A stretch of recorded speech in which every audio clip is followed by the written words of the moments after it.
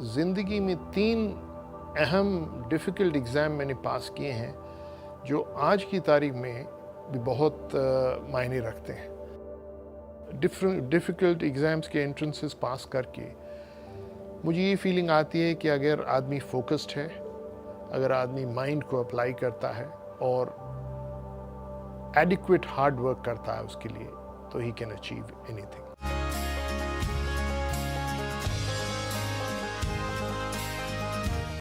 Hello everyone, I am Jyoti Joshi and welcome back to top news networks. Talk with tops के इस episode में आज हमारे साथ जुड़े हैं retired IAS officer mister Jitendra Kumar Dadu. बहुत बहुत स्वागत है आपका हमारे शो में आने के लिए और बहुत बहुत धन्यवाद अपना समय हमारे लिए निकालने के लिए। Thank you very much. सबसे पहले आप हमें अपनी अर्लियर लाइफ के बारे में बताइए। You completed your graduation from Saint Stephen's College, then post graduation के लिए आप अहमदाबाद गए, तो उस वक्त के बारे में कुछ बताइए।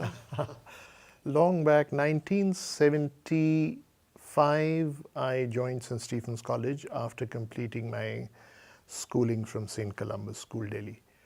I topped the Delhi University for 2 years and then joined IIM Ahmedabad. For 2 years I was there, and then I took up 3 different positions in 3 years. That is from 1980 to 1983. I was not very satisfied with my private sector assignments, and then I decided to switch to the government, wrote the IAS exam in 1982 and joined in 1983. It's been an illustrious 34 and a half years career in the government, starting from being an STM in Delhi to being a district collector and secretary in the government of Arunachal Pradesh. Came back to Delhi as Joint Secretary Health, Additional Commissioner Sales Tax and Joint Secretary Education in the government of Delhi. And then again in 1995 went as Secretary to the Governor of Goa for 2 years. 97 I took my deputation in the Ministry of Defence in Delhi. For 3.5 years I was here. I was Director Air Force.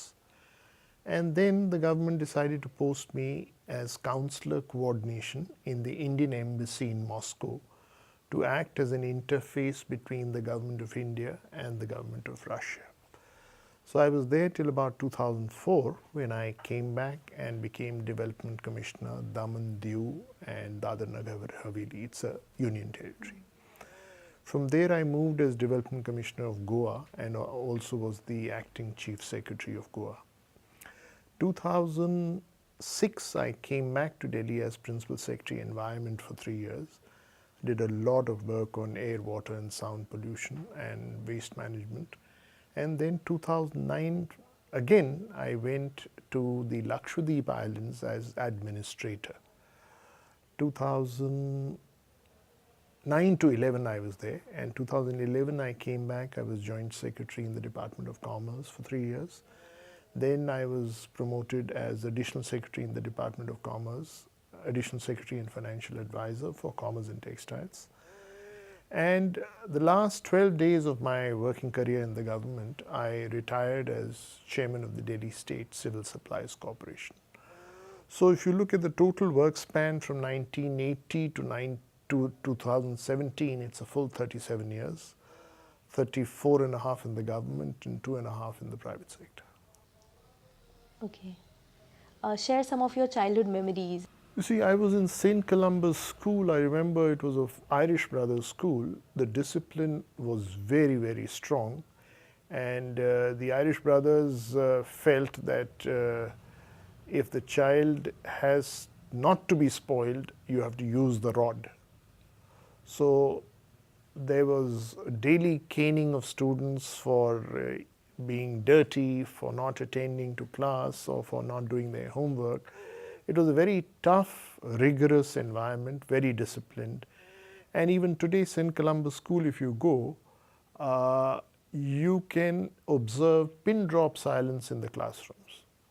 It's not a rowdy school, it's a very, very disciplined school. So those are my childhood memories of being in one of the top institutions of the country, being taught by Irish brothers and teachers who are very, very dedicated and very instilled a lot of discipline in us.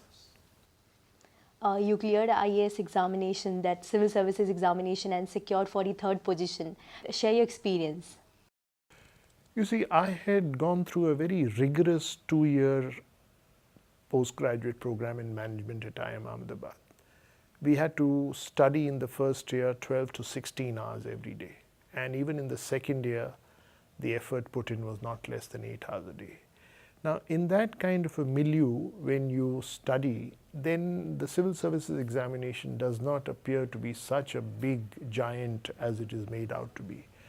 So I wrote the exam with economics and commerce and accountancy as my papers. Economics I had done both in graduation and in IIM Ahmedabad, and commerce and accountancy I had done for the first time in Ahmedabad. But it was very scoring paper, and I was able to crack all the 6 numericals, and that's why I got the 43rd position. And what was your parents' and family's reaction, and how did they support you? You see, there's no one in the family who is in the government. So when I was struggling in the private sector, not happy with what I was doing, my father told me, "You're an excellent student. Why don't you write the IAS exam?" A lot of students from St. Stephen's College wrote the exam. So I said, okay, I studied hard for it for about 8 to 9 months. And they were very happy. I became an SDM in Delhi immediately after my training for 2 years. And they could see the power and the might of the job and the large public welfare that you could achieve even in a small starting assignment as SDM of Delhi. Tell us about the hardships that you had to go through in your career. See, in the career, the hardships are basically about dislocation. In a cadre like Untitled, you have to dislocate yourself and your family several times in your career. In other state cadres, you are either in the state cadre capital, that is Bhopal if it's Madhya Pradesh, Lucknow if it is UP. But in the case of Untitled, you have to go to far and distant places. So 5 times I was out. 3 times my family was able to go with me, twice they were not able to go. My 2 daughters were studying in Delhi. So those kinds of hardships are the ones I remember, and the rest are a bit of political handling of political situations, which sometimes can get messy like it is happening in the Delhi government right now. But I think if one is tactful enough and dutiful enough, one is able to overcome them with fair bit of grace and grit. Doesn't create too much problem. And what were the failures and the lessons learned from that? Since I've been a meritorious student throughout, I have not had any academic failures, so to speak. The study at IIM Ahmedabad was very, very tough compared to what I had gone through in Delhi University. So that was a bit of a jerk. It was tough to acclimatize oneself to those surroundings. But in the working career, the failures I would tend to think are not many. Maybe one wanted a particular assignment at a particular point of time, was not able to get it, so one felt denied and things like that. But I think overall 34 and a half years, I would not call any particular incident which is a major hardship. The major hardship was dislocation from the family, from every time you had to prepare yourself for a different location, especially Lakshadweep, which is the farthest area in the whole country. You have to change 3 flights to reach there. And there are 10 islands, so every time you use the helicopter and go there, you have to cross the sea. Although they are twin-engine helicopters, every time it is a bit of a scare. So those kinds of hardships one has felt, but otherwise life has been fairly comfortable. So you enjoyed it? Yes, I enjoyed my working career for 34 and a half years. Did a lot of good work in all the assignments that I did. I feel perfectly satisfied with my working career in the government. And now after 34 and a half years, with government permission, I'm doing independent management consultancy because I feel I can still contribute very significantly in several areas where I have a skill set which I have developed over the years. Please share some of your achievements, any proud moment in your career. See, there are 4 assignments where I have done very significant work. I will mention those. Okay. Number 1, I was Additional Commissioner Sales Tax in Delhi from 1991 to 94. The sales tax revenue when I joined was 750 crores. When I left after 3 years, it was doubled to 1500 crores. And a very significant contribution I made there was to eliminate bogus dealers, was to ensure that tax compliance, sales tax compliance became much better than it had been in the past. The second big assignment which I want to talk about is my posting in the Indian Embassy in Moscow, where I acted as an interface between the Government of India, Ministry of Defense, and the Government of Russia. I remember very critical, sensitive negotiations done with the Russian government on T-90 tanks, on Admiral Gorshkov aircraft carrier, and Sukhoi 30 aircraft. These cover all the 3 wings of the defense forces, Army, Navy, and Air Force. And I had a crucial role to play in all these negotiations with the complete set of team members who used to come from Delhi.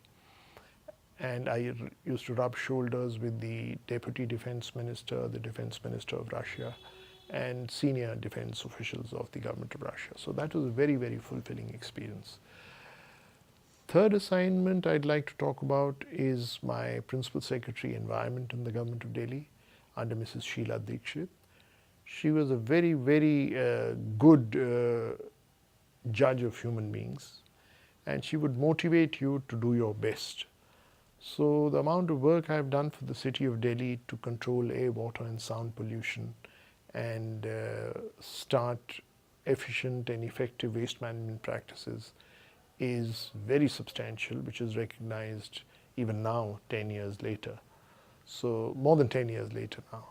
So therefore, I feel quite fulfilled with these 3 assignments. The last one was my 7 years, 6.5 years in the Department of Commerce, where I have handled almost every important division there.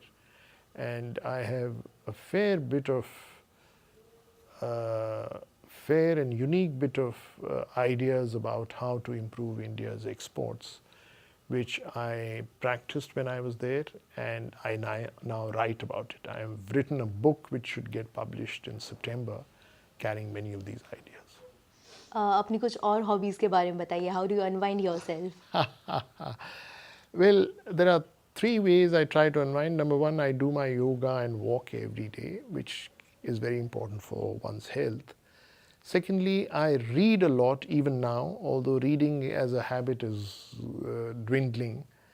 And number 3, I write very often. So reading, writing, and yoga and being part of nature is how I unwind. And I feel yoga is not only about the body, it's about the mind, it's about spirituality. I am a Shiv Bhakt, so a lot of my time and effort goes in praying to the Lord, and that gives me enormous energy also. Okay. How would you define success? Definition of success as per you? See, success is a term which can be defined in various ways depending on who is defining it.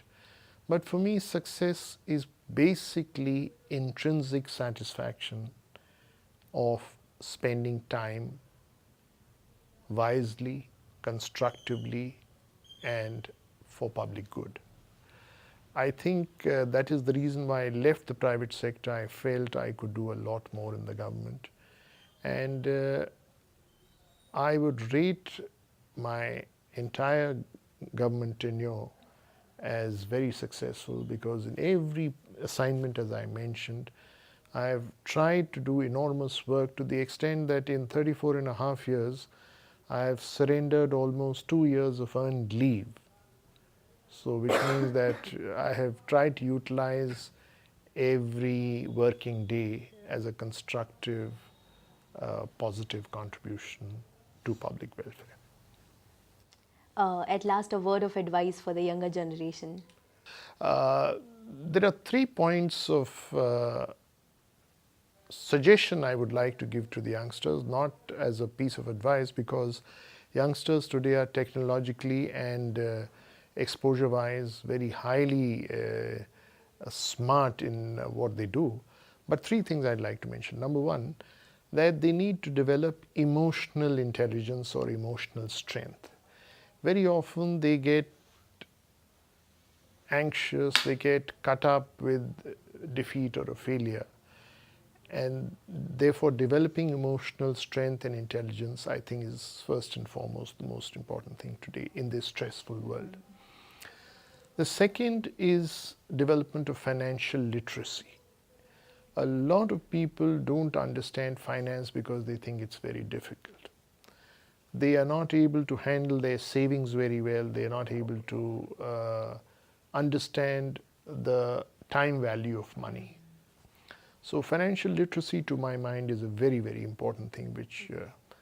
And thirdly, in whatever discipline one wants to go finally, you must put in hard work, learn the new techniques and technology, and try and become the best in your field. Because mediocrity in today's world, in today's disruptive world, is not going to take people very far. You have to develop excellence, you have to promote excellence, and you have to show that you're unique in your excellence. I think that's very, very important. Thank you so much. Thank you so much for coming to our show. It's a pleasure to have you here. Thank you. Thank you very much. That's it. We could pack into this edition of the show. For more videos, subscribe to the channel Top News Networks.